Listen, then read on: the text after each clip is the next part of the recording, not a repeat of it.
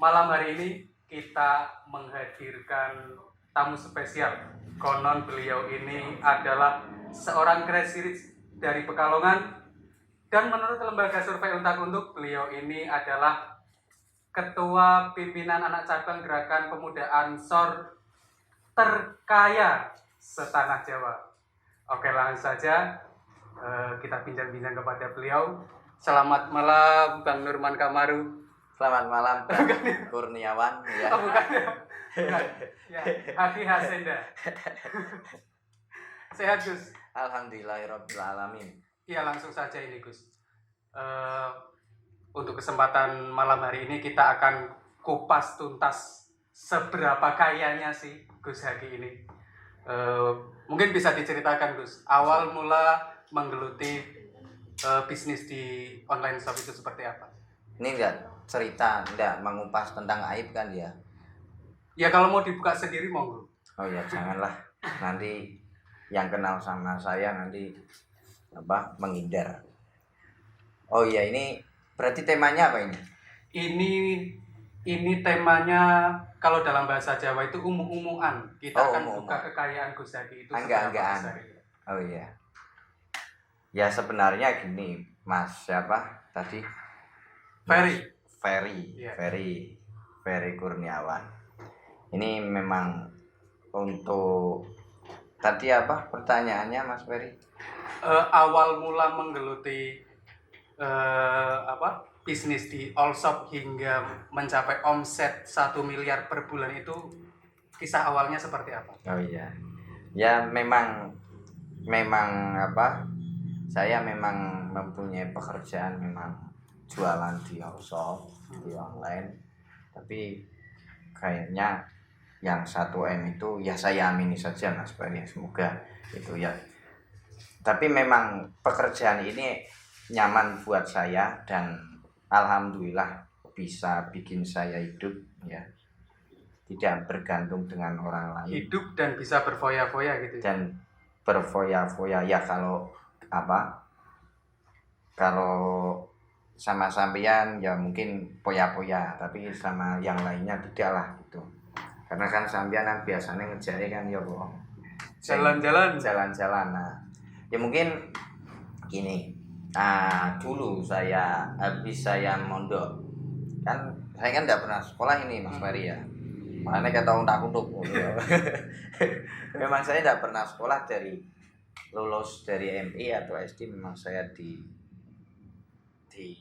pondokan oleh orang tua saya di Jawa Timur, Langitan, sampai mulai 2004 sampai 2000. Saya berarti pulang ke rumah itu 2013 awal.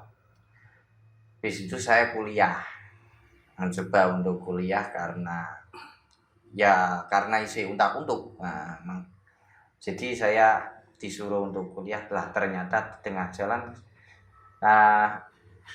tidak saya lanjutkan karena tergiur dengan itu pekerjaan yang sampai sekarang saya jalani. Dulu pas waktu saya merintis, awalnya memang saya itu tidak ora sengaja nek pak onlinean iki ora sengaja Mas Ferry. Dulu pas waktu iseng-iseng habis bangun tidur ya jam 10 pagi. Mungkin beliau ini malamnya sujudnya mungkin lama. Ya karena ya husnudzon saja kalau malamnya buat tajudan. Jam 10 pagi habis bangun tidur, saya gabut mau ngapain. Pada waktu itu saya lagi seneng-senengnya main Facebook. Memang nembe bisa Facebookan Mas Ferry karena santri kayaknya kan santri, nembe bisa Facebookan, nembe bisa upload foto selfie terus nembe baru pegang Android. Nah karena barokah kegabutan ini, nah selanjutnya kemudian saya foto produk yang ada di rumah, foto milik bapak si Duster. Kemudian saya unggah ke Facebook, ternyata banyak yang respon, akhirnya ada yang order 1 BCS untung saya pada waktu itu Rp3.000. Saya kemudian ngirim ke jaraknya jauh sekitar 4 kiloan, dan itu pun ke sana ternyata sudah tutup. Akhirnya saya balik lagi besok kirim lagi. Lah kemudian karena sudah mempunyai langganan, akhirnya saya mulai menggeluti ke dunia ini, karena setelah saya mendapat orderan ataupun pesanan itu memang hati itu rasanya senang sekali, Mas Ferry. Bayangke yo, ora apa-apa moro-moro ana sing order, ana sing transfer duit, bar kuwi alhamdulillah ki oleh untung walaupun 3.000. Lah itu modal awal nol Gus ya. Karena produknya punya modalnya memang keluarga sendiri. Iya. Memang nol, dan modalnya cuma kuota saja untuk Facebookan. Berarti ini untuk nanti yang mungkin ada pembisnis online pemula, ini bisa ya dimulai dari Rp0 modal. Iya, bisa. Yang penting ada HP Android dan kuota. Ada kuotanya. HP dan Android dan kota pun bisa pinjam. Jadi tidak usah modal apa-apa, enggak masalah. Gitu. Gedek. Lagi nih Mas Ferry. Setelah itu saya kenal pasar Banjarsari yang ada di Pekalongan yang tahun berapa itu ya, kebakaran. Saya ke situ ngambil barang ke situ, akhirnya semakin lama semakin berkembang dan alhamdulillah saya memulai mendapatkan modal. Dari itu dulu saya modal itu terkumpul ada 2 juta. Sekitar ada 2 juta itu hasil penghasilan dari reselleran ya. Kemudian mulai saya berpikir, ini kalau modal ini diputarkan ini kayak nih menghasilkan gitu. Saya mencoba untuk produksi sendiri. Dulu produksinya 1 motif kan, saya kan jualannya kan kemeja batik. 1 motif itu 10 saya buatnya 10 potong atau 10 PCS. Nah itu saya mencoba untuk mengumpulkan stok, mengumpulkan modal. Nah nantinya akan kami pasarkan, rencana saya mau buka di pasar Banjarsari dulu.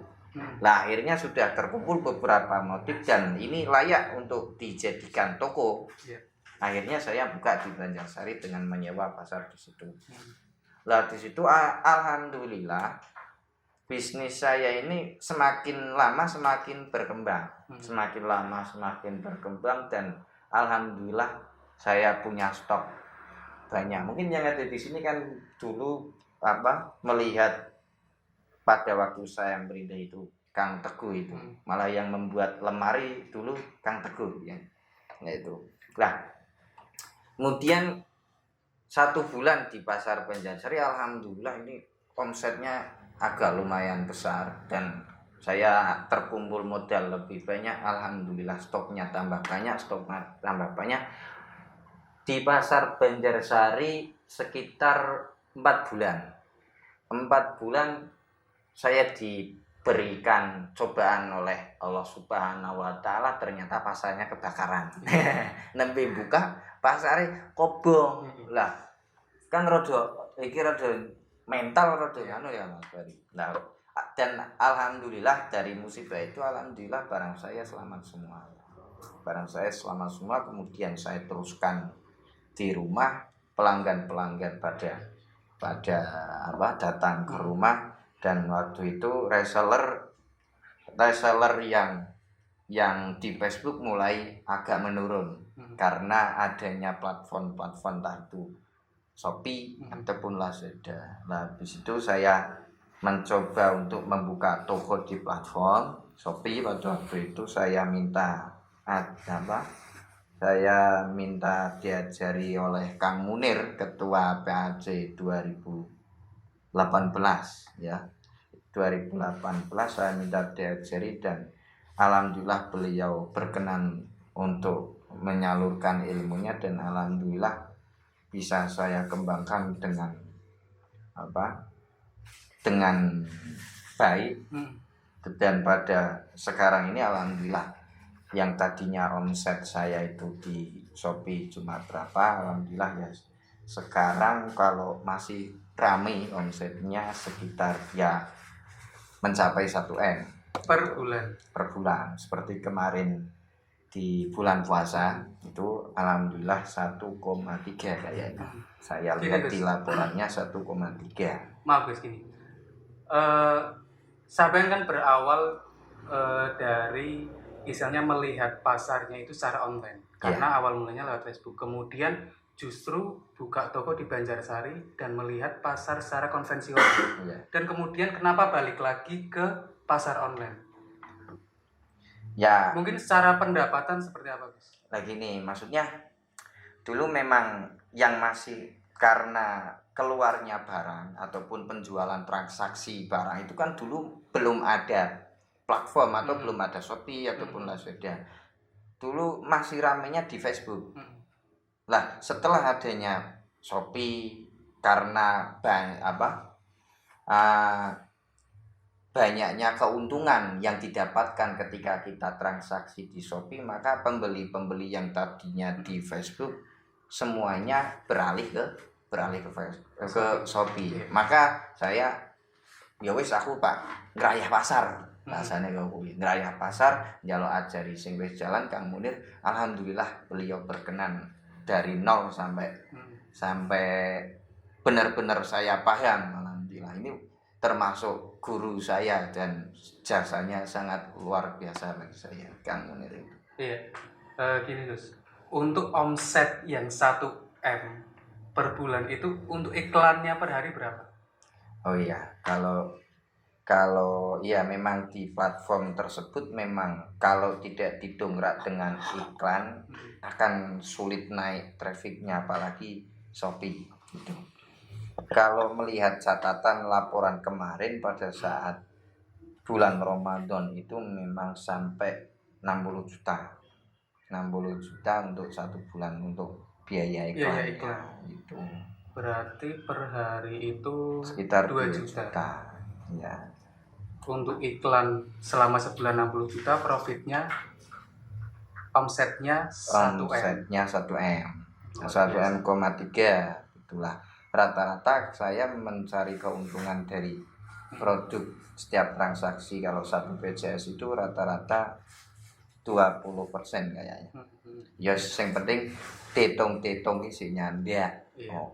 Isi iso nggo nyandang nek kapan bodoh sih yo Mas Ferry ya. Gini guys, artinya kan jenengan kan emang sudah punya produk kan dari lama. Bahkan sebelum terjun ke Shopee juga sudah stok produk di rumah sudah banyak. Nah ini bagaimana, apakah masih ada peluang, maksudnya untuk yang ingin terjun ke dunia Shopee tapi tidak ada stok? Oh tapi tidak punya. Nanti efeknya persaingan di Shopee-nya itu seperti apa? Kalau orangnya memang telaten, tekun, tidak bosan, tidak gampang bosan, insya Allah berhasil. Tetapi memang di awal kalau kalau ada teman kok mau mencoba untuk berbisnis seperti saya berjualan di platform atau online, itu kalau tidak punya modal ataupun produk itu memang agak kesulitan. Tapi tidak menutup kemungkinan nek kapan wong kuwi memang telaten, memang sabar, insya Allah diparingi hasil. Buktinya kan sudah banyak dari nol. Saya pun kan dulu dari nol, tidak punya produk itu. Yang penting telaten, yang penting istiqomah itu benar-benar digeluti. Terkadang saya juga mengajari kepada kawan-kawan saya yang datang ke rumah untuk mau minta diajari lah. Ya termasuk saya guys. Ya? Termasuk saya. Makanya tidak saya sebutkan karena orangnya di depan. Ayo guys, ya ini guys. Selama perjalanan istilahnya sampai sekarang sudah mencapai top perform lah ya. Itu ada campur tangan pemerintah nggak Gus? Ada support nggak? Sejauh ini belum ada sentuhan dari pemerintah ke khususnya ke kawan saya dan kawan-kawan yang jualan di platform online itu. belum ada sentuhan sama sekali. Atau nah kemarin ada salah satu DPR kan yang mengumpulkan, kemudian ini kira-kira celahnya di mana gitu lah. Tapi memang kayaknya enggak ada celahnya. Ya udah, yang penting aksesnya, kalau menurut saya walaupun enggak ada sentuhan dari pemerintah, yang penting aksesnya masih berjalan dengan lancar. Kami insya Allah isi legowo. Kira-kira nih Gus, untuk 10 tahun ke depan, apakah bisnis online ini akan masih stabil? Wah, Apakah masih ada peluang-peluang untuk pembisnis baru yang ingin memulai mungkin?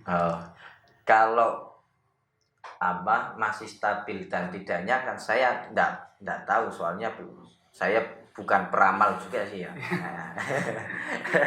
Cuma kalau di dunia perjualan menjual online itu kita harus ikut pada alur. Umpamanya dulu saya Shopee. Dulu saya cuma Shopee, enggak buka Lazada. Lah, semakin banyak kawan-kawan yang membuka Lazada, akhirnya saya ikut alur. Ikut buka Lazada, ikut buka toko di Lazada. Lah, demikian juga masalah produknya. Umpamanya habis lebaran yang rame umpamanya daster. Ya udah, saya harus ikut alur kalau mau kepingin ngerayah, bahasanya ngerayah pasar. Kalau puasa berarti koko, ya udah saya harus terjun menyiapkan modal untuk menstok koko gitu. Soalnya kalau kita tidak mengikuti alur, sedangkan kita punya modal eman-eman gitu. Karena memang kalau nek umpamane daster ramene barbodo, nek muni rame sekali rame demikian juga koko kok pada saat Ramadan kan rame ya. Rame ini luar biasa. Berapapun mesti kurang gitu. Nah, makanya kita harus ikut alur, tapi jangan lupa harus mempunyai produk andalan. Produk prioritas kita itu apa? Gitu. Intinya ketika kita sudah terjun ke dunia seperti itu, kita juga harus tahu permintaan pasar. Nah, gitu, harus menguasai, harus bisa melihat apa ini musimnya, musim apa gitu. Kalau kita stagnan dengan produk kita saja, pada akhirnya nanti kita tidak bisa mendapatkan pasar gitu. Karena saya kan basicnya kemeja. Kalau kemeja kan dipakainya kan saat-saat tertentu. Iya. Tidak rasa wayah-wayah. Tidak seperti celana dalam umpamane kuwi sak wayah-wayah. Payu terus nek kuwi. Monggo Gus, dikawini Gus. Ya tadi mau tak sekelotok mau takoni terus asale. Iya, harta tahta hasendah. Ya, mungkin sangat tema yang ya untuk malam hari ini. Harta tahta hasendah. Sangat. Kurang apa lagi Gus? Mungkin target ke depan ini sosok Gus Yagi ini ada target yang belum tercapai seperti apa? Mobil mewah, rumah mewah, sudah daftar haji sama istri ya?